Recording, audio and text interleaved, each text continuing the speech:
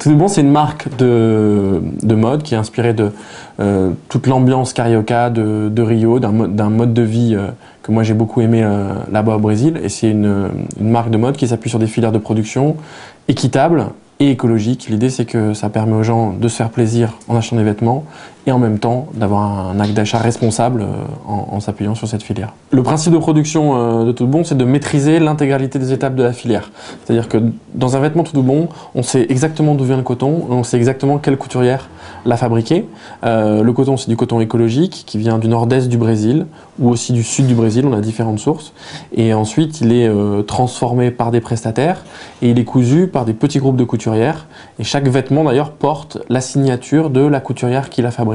C'est vraiment l'idée de savoir exactement d'où ça vient et bien entendu d'appliquer des principes de commerce équitable à toutes ces étapes de la filière, comprendre ce qui se passe, le raconter pour ceux qui veulent l'entendre, on n'est pas obligé non plus, et pouvoir prouver aussi d'où ça vient et montrer toute l'histoire du vêtement en fait. Mes conseils aujourd'hui pour un entrepreneur dans la mode et dans la mode éthique, c'est vraiment travailler à fond le produit et bien définir ce qu'on veut faire, ce qu'on a envie de faire et valider que c'est possible techniquement et d'aller jusqu'au bout du produit, de le tester, de le retester, de faire des tests grandeur nature avec des consommateurs, mais vraiment d'arriver à bien affiner le produit pour qu'il soit top.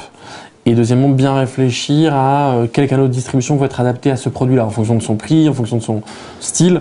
Est-ce que je dois ouvrir ma boutique? Est-ce que je dois vendre sur Internet? Vraiment réfléchir très très précisément à ça, et dès le départ, parce que c'est ça qui va donner le socle qui va faire que l'entreprise se développe, que la marque arrive à accrocher, et puis pas négliger tout l'aspect communication, relations presse, faire parler de soi.